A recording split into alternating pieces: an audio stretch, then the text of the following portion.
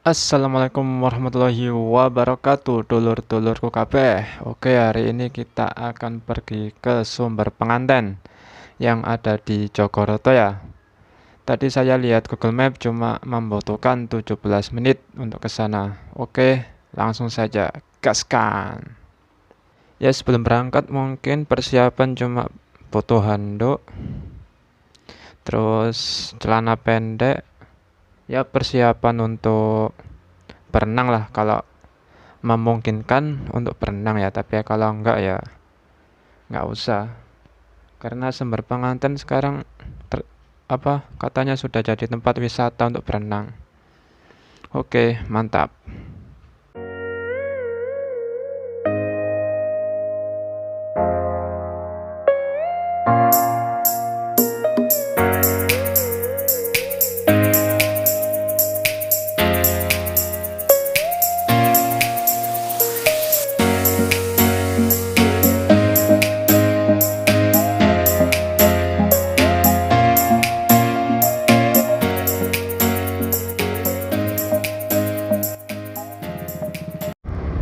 Oke lur, ini hampir sampai, tinggal 2 menit dan jalannya ini masih tanah ya, tapi cukup untuk buat motor dan mobil bisa masuk semua, aman.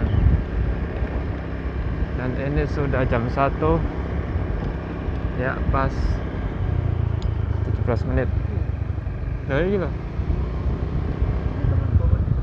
ya guys.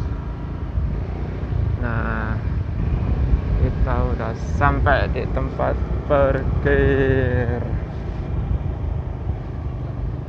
Oke, mantap. Oke lur, kita udah sampai di sumber penganten. Kita beli ST dulu ya.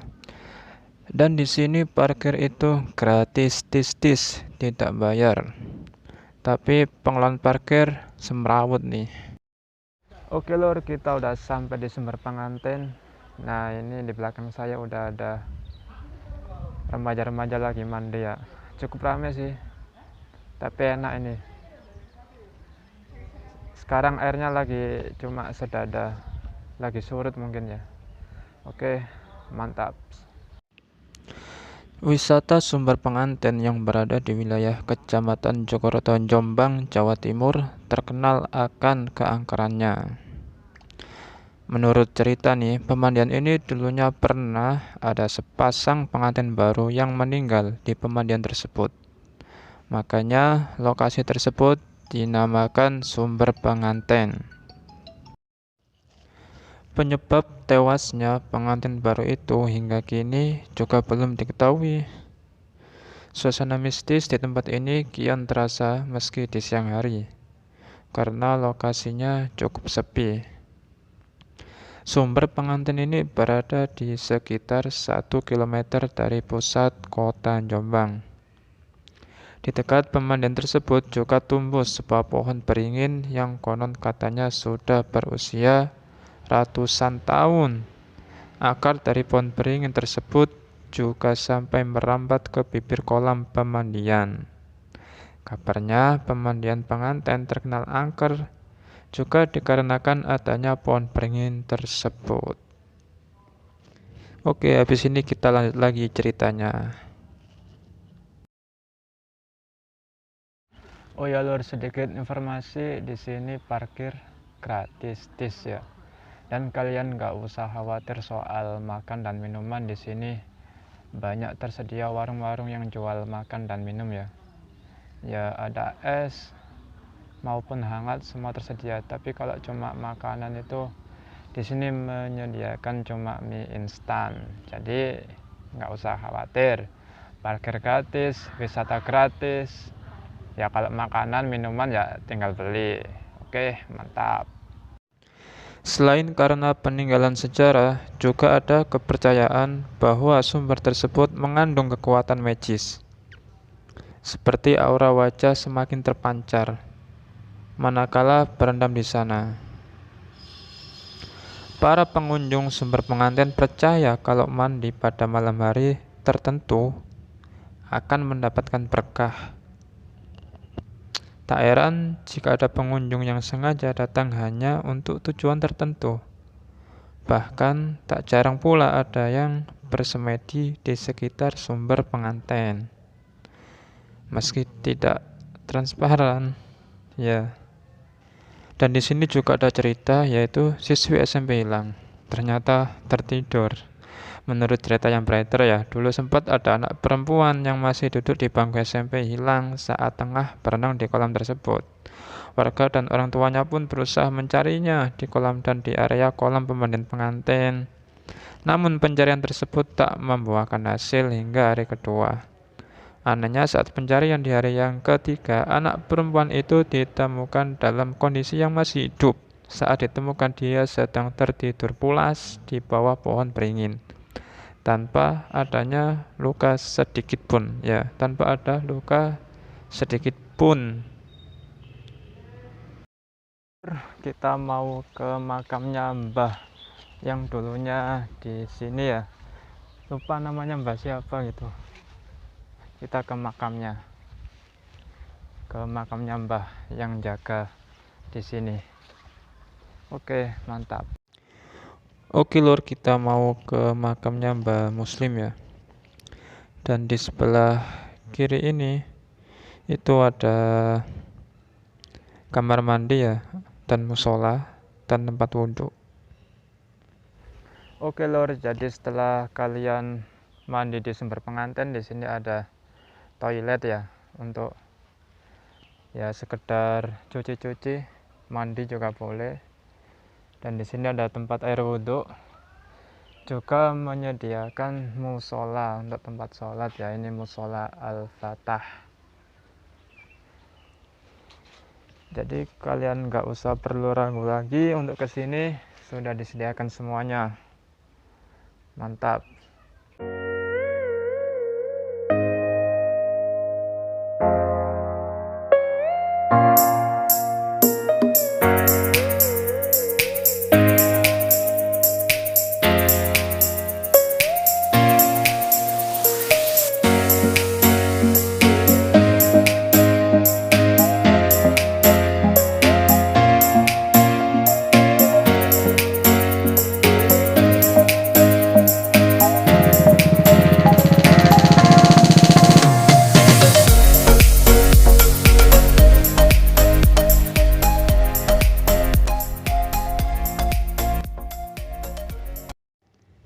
Nah, tak jauh dari pemandian ini berjarak sekitar 150 meter tampak sebuah makam yang dikeramatkan.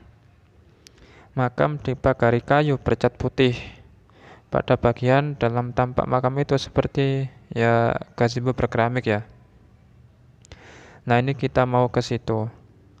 Di sampingnya terdapat pohon beringin berukuran cukup besar dan berusia ratusan tahun. Nah, itu udah kelihatan kan makamnya. Makam tersebut adalah pusara milik Mbah Muslim ya. Mbah Muslim ini dikenal sebagai pembabat alas pada tahun 1700. Nah, Mbah Muslim juga dikenal sebagai penemu dua rawa yang salah satunya sekarang berubah menjadi pemandian sumber pengantin. Nah, makam ini dikeramatkan oleh penduduk sekitar. Mbah Muslim ini yang pertama babat alas di sini ya. Beliau juga penemu dua rawa dan salah satunya dijadikan pemandian sumber pengantin. Rawa yang lain ditutup pohon aren, tapi nggak tahu alasannya kenapa ya. Kata siapa? Kata Masud Alimin. Nah, ini keturunan dari zuriyah kelima Mbah Muslim. Nah, menurut legenda yang beredar di masyarakat bahwa pemandian ini dinamakan sumber pengantin lantaran ada sepasang pengantin yang pernah mandi dan kemudian hilang. Ya, padahal sebenarnya Mbah Muslim dulu menyebut dua rawa itu kumantain, yang diselewengkan menjadi kemanten. Satu dianggap rawa laki-laki dan lainnya rawa perempuan, sehingga merupakan pasangan pengantin. Nah, itu. Tapi kisah yang beredar di masyarakat ada pengantin yang hilang saat mandi, padahal sebenarnya kisah pemandian sumber pengantin ini bukan itu. Dulu pada saat ditemukan Mbah Muslim, dua sumber air ini dinamakan kumantain. Nah, kumantain ini berasal dari bahasa Arab. Kemudian berkembangnya waktu karena masyarakat sini tidak paham bahasa Arab, ya akhirnya orang menyebut Kumanten dengan sebutan Kemanten. Nah, gitu katanya. Ini sumber dari Ngopi Bareng ini ya. Nah, meskipun ini dalam keadaan masih COVID ya, di sini tetap ramai walaupun ya tadi masih pandemi ya. Nah, akhir-akhir ini pemandian sumber pengantin dan makam keramat Mbah Muslim dipenuhi peziarah. Mereka pun beragam, ada yang dukun, ada pula orang biasa yang memang ingin berdoa di makam Mbah Muslim tersebut. Kedua tempat ini paling ramai, khususnya pada malam hari ya, dan pada hari yang dikeramatkan. Nah, ini ada bapak-bapak yang sedang berdiskusi di sini. Nah, banyak dukun yang bertapa dari berbagai daerah di Jawa Timur. Di antaranya ada yang dari Lamongan, Gresik, Blitar, Mojokerto, dan Surabaya. Adapun dari yang lainnya, Pak Geblok sendiri tidak menjadi penghalang peziarah untuk tetap datang. Tidak ada imbauan atau razia dari petugas berwenang di sinilah. Nah, ini setiap malam pasti ramai, baik orang berdoa atau dukun bertapa. Ya, paling ramai ya saat malam itu, ya, yang hari malam yang dikeramatkan.